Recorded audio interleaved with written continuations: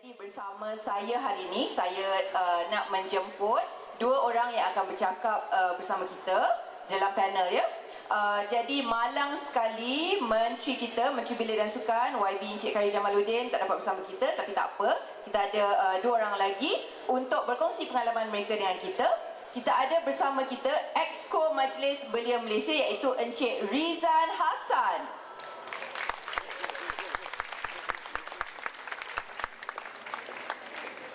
Sila duduk. Dan juga penerbit dan wartawan televisyen Encik Mazidul Akmal Siddiq. Ya. Jemput duduk. Okey. Jadi marilah kita memulakan sesi perbincangan kita pagi ni. Okey, ada mikrofonnya masing-masing. Okey, memandangkan bersama kita hari ni kita ramai adik-adik yang berminat dalam bidang sukarelawan ni. Jadi apa kata kita berkongsi sikit pengalaman. Kita mulakan dengan Abang Mazidul ya. Abang Mazidul kita ni.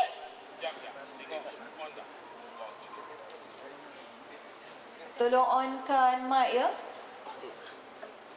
Okey. Terima kasih. Barulah boleh dengar. Okey Abang Mazidul nak tanya ya. Boleh tak cerita sikit pengalaman abang dalam bidang kesukarelawanan ni?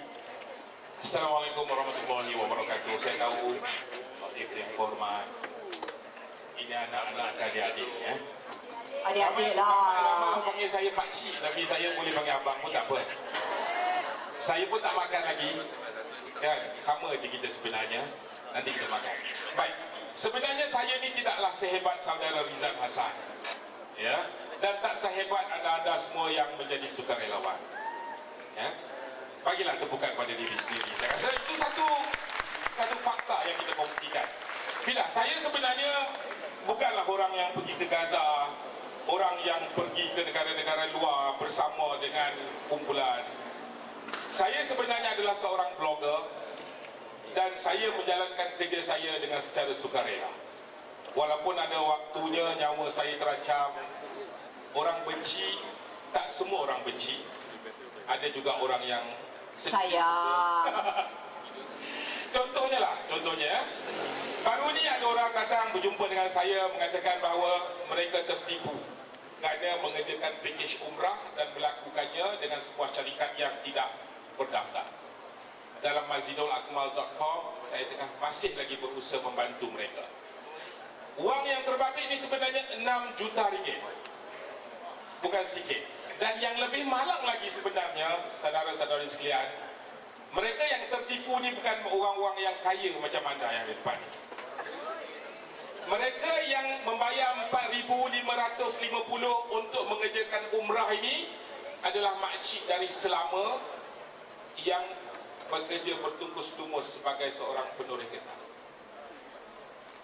Berbulan-bulan dia sebenarnya nak mengumpulkan RM12,000 semata-mata untuk mengerjakan umrah, tetapi kemudian telah tertipu begitu sahaja, menangis bermalam-malam.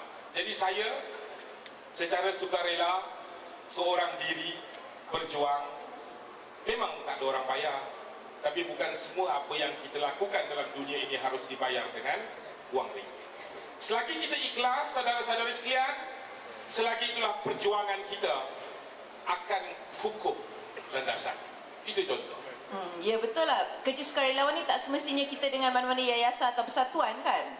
Sebenarnya kita sendiri pun boleh mulakan. Jadi macam mana dengan Abang Rizan kita pula? Boleh tak ceritakan sedikit pengalaman dan penglibatan dalam bidang kesukarelawan ni? Macam mana boleh bermula?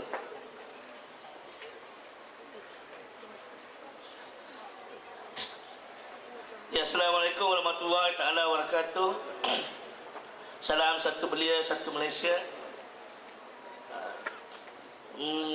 Tentang kesukarelaan ini sebenarnya ianya seperti yang selalu saya katakan di mana-mana tempat saya pergi ataupun di mana-mana sesi perkongsian, bahawa kesukarelaan bukanlah sebenarnya satu program, tetapi ini adalah satu amalan hidup bagi setiap insan di muka bumi ini.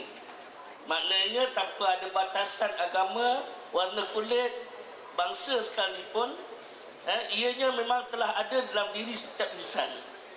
Cumanya bagaimana kita mengaplikasikan budaya kesukarelaan itu dalam gaya hidup kita pada setiap hari. Okey, jadi sebenarnya tidak ada alasan bagi orang untuk menolak amalan kesukarelaan apabila dia celik mata hinggalah denyutan nadi dia yang terakhir. Wa imah dia seorang ahli sukan sekalipun, dengan membekalkan kepada bakat dan potensi diri dia, dia juga boleh menyumbang kepada masyarakat. Jadi kalau bercakap tentang profession pun, semua profession di dunia ini sebenarnya boleh menyumbang kepada masyarakat dalam konteks kesukarelaan. Okey, saya telah mengabdikan diri saya sejak zaman remaja hinggalah ke saat ini dalam dunia kesukarelaan, kerana saya suka melihat orang lain tersenyum dengan apa yang saya lakukan.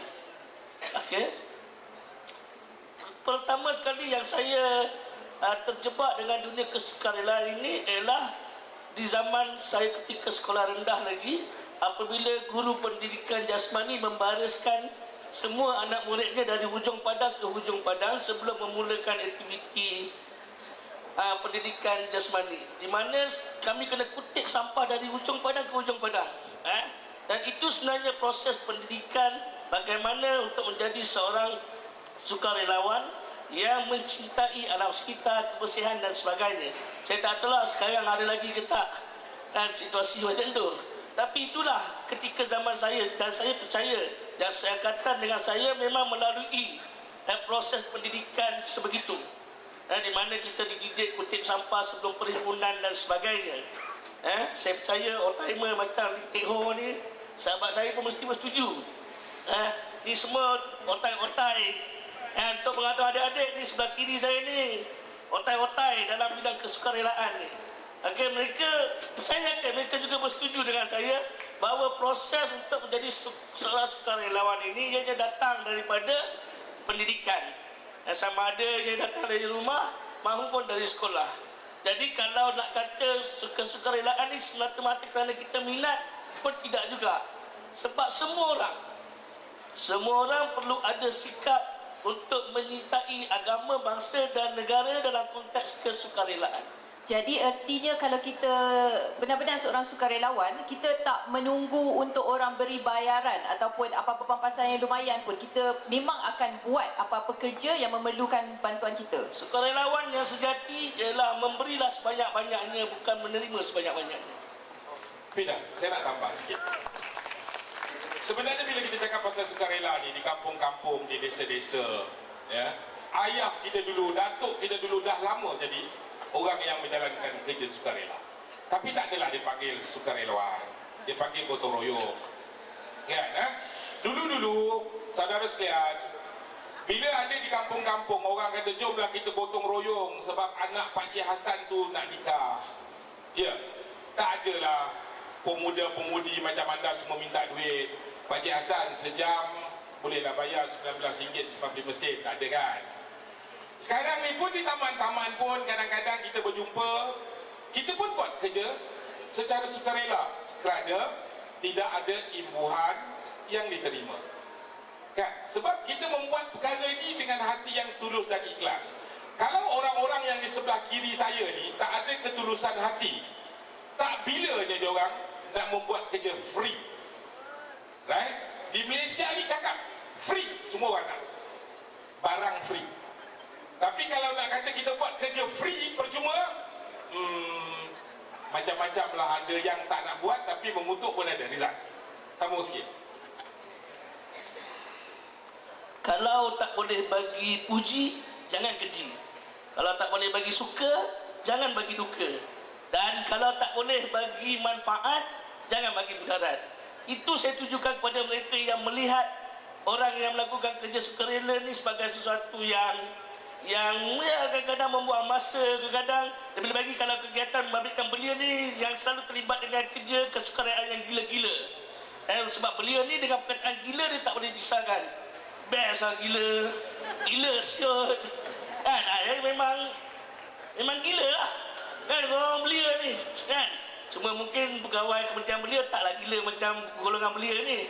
Okey, jadi perkataan gila tu tidak dapat dipisahkan dengan golongan belia. Sebab tu saya selalu katakan bakat dan potensi anak muda kan harus diserlahkan dalam segenap rusuk, dalam segenap keadaan berdasarkan potensi dan bakat mereka. Kerana itu saya yakin beberapa program yang Kementerian Belia anjurkan menepati apa yang golongan belia mahukan. Cumanya golongan belia dia selalu mahukan suara yang didengari. Okey, kemudian mereka mahukan ada tempat untuk mereka menyuarakan apa yang mereka mahukan. Cuma yang ketiga ni selalunya yang golongan belia rasakan mereka tidak mencapai dan mendapat apa yang mereka mahukan, iaitu masalah mereka diselesaikan dengan berorientasikan orang muda. Okey, sebab itu banyak kegiatan kesukarelaan yang anak-anak muda mahukan sesuatu yang baru dalam dunia kesukarelaan tidak dapat dicapai. Sebab apa? Orang-orang yang di atas, maknanya orang-orang yang terdahulu merasakan ini sesuatu yang agak bahaya, agak pelik dan sebagainya.